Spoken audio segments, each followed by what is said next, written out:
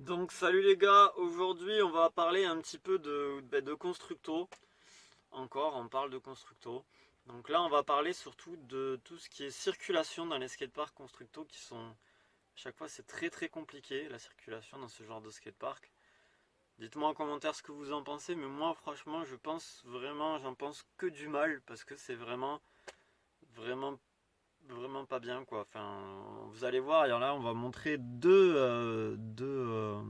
visions différentes. Module par module, on va prendre l'exemple du skatepark des Argoulets, bien sûr, vu que c'est bientôt, mais ça vaut pour tous les skateparks en fait Constructo, hein, c'est pas juste le skatepark des Argoulets. Et on va essayer de comparer ça aux autres constructeurs et essayer de voir pourquoi c'est aussi compliqué en fait au niveau des skateparks Constructo, pourquoi il y a autant de problèmes de circulation. Donc je vais vous montrer ça en image. Voilà, j'ai préparé un petit truc pour vous montrer. Donc c'est parti. Donc là on se retrouve sur la partie du plein incliné, courbe, corner, je ne sais peut-être pas trop quoi ce que c'est en fait, pyramide. Donc c'est un tout en un, hein. Et là en fait c'est un gros problème. J'ai entouré pour montrer que c'est un des problèmes. Voilà, pour que ça soit clair, c'est cette partie. Et là, c'est les traits de circulation des usagers. À savoir que c'est soft, hein, il y en a plus que ça, des traits de circulation. Donc c'est pour vous montrer le bordel. J'ai fait la même chose de l'autre côté, donc côté en face. Et là aussi, c'est un peu moins le bordel, mais c'est quand même le bordel. Comme vous pouvez le voir, j'ai rajouté des traits pour les gaps, ceux qui font les gaps, et du coup, ça arrivera, hein. Il n'y en aura pas beaucoup qui les feront, mais bon. Voilà. Et là, donc du coup, le skatepark vu en hauteur, pour vous montrer tout le bordel qu'il va y avoir dessus. Là, j'ai fait pareil. Voilà tout le bordel, tous les traits, tout ça, enfin bref, avec le pump track. Et là, j'ai pris un autre skatepark, toujours de chez Constructo, mais ça, c'est plus un skatepark, disons, California Skatepark, pour vous montrer ce que c'est, en quoi c'est mieux, hein. Donc là, je vous ai mis les traits en jaune. Et c'est incroyable. Il va y avoir très peu de possibilités de collision. Donc voilà ce que j'essaie de souligner. Donc là je l'ai fait avec des photos, hein, bien sûr, pour vous montrer rapidement le problème. Et du coup, à chaque fois que les traits de circulation se croisent, en fait, ça crée des collisions. En fait, ça crée des potentielles collisions. Et par exemple, ça passe du skatepark avec les lignes droites au skatepark avec les traits qui se croisent, ça passe de 50% de collision à 99% de collision, de possibilité de collision. C'est-à-dire que c'est sûr, vous allez avoir une collision, quoi. Vous allez être gêné, vous allez être... Enfin bon, bref. Vous voyez ce que je veux dire, hein, le petit en trottinette qui passe, il fait pas exprès, mais les parents, bah, ils peuvent pas dire grand chose parce que ils connaissent pas grand chose. Ce genre de problème, vous voyez, ou un autre skater qui vous coupe la route bah, parce qu'il sait pas les règles du skatepark, mais même s'il sait les règles du skatepark, même si ça fait longtemps qu'il skate, il vous coupe quand même la route parce que il y peut rien, c'est pas sa faute en fait.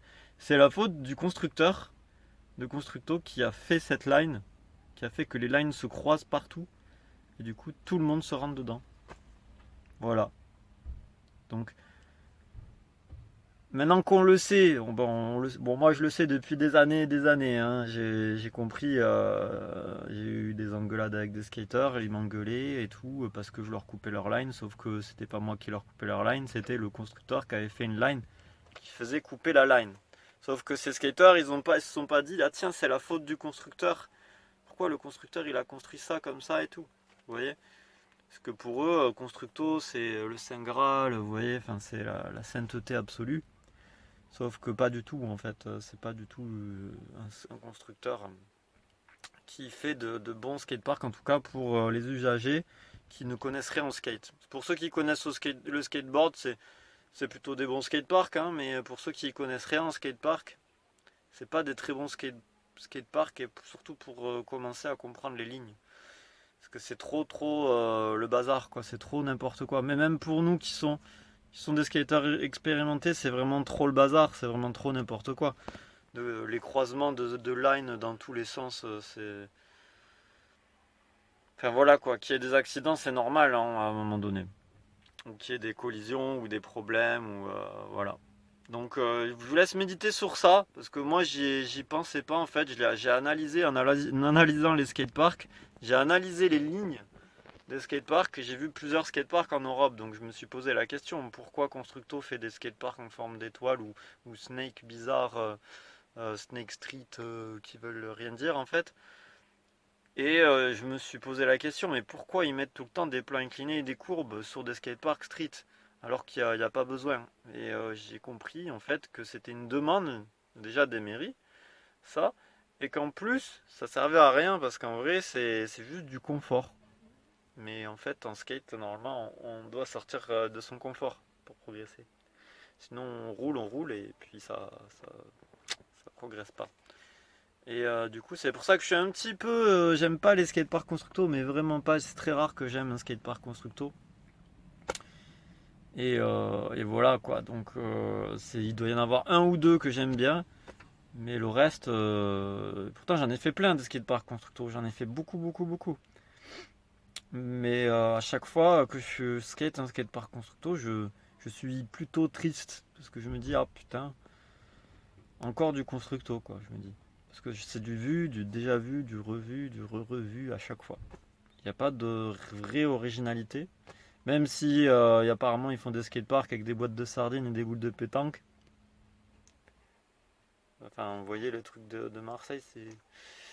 Je l'ai pas skaté, mais en fait la plupart des skateparks, on m'a dit ouais c'est ouf et tout, tu vas voir, ben en fait j'ai été souvent déçu. Donc du coup je me dis... Puis j'ai déjà vu un petit peu des vidéos de ça et ça n'avait pas l'air fou non plus quoi. Donc voilà. Voilà, après c'est peut-être créatif, original, ça sort du lot, hein, mais non, non, je vois pas trop l'intérêt des skateparks Constructo. Donc je sais qu'il y en a beaucoup qui aiment ce Constructo parce que ben, ils ont vu les skateparks Constructo, ils ont vu que ça, parce qu'il n'y a que ça en vrai. À Toulouse, il n'y a que ça, il n'y a que du skatepark Constructo, il n'y a pas d'autres constructeurs qui ont fait des skateparks. À part à Castelmourou, il y a Béton France. Qu'est-ce qu'il y a d'autre? Castelmourou, je crois que c'est tout, hein. Il y a 3R Skatepark comment ça s'appelle? À Tournefeuille, mais c'est pas fou hein, quand même. Et après, je sais plus qu'est-ce qu'il y a, mais il n'y a pas de Hall 4 à Toulouse, il n'y a pas de SSC. Et voilà quoi, donc c'est triste hein, parce qu'il n'y a pas grand chose en fait au final. En tout cas à Toulouse, on n'a pas de variété de skatepark, on a juste du constructo. C'est du skate, c'est une ville 100% constructo. Donc voilà. Donc je sais pas qu'est-ce que vous en pensez de cette vidéo. Dites-moi si ça vous a éclairé sur les problèmes dans les skateparks Constructo, sur les problèmes qu'il y a au niveau de la circulation. Mettez un petit pouce si vous aimez cette vidéo. Si vous aimez pas, ben, mettez un commentaire ou mettez ce que vous voulez. Et je vous souhaite une bonne journée. Salut!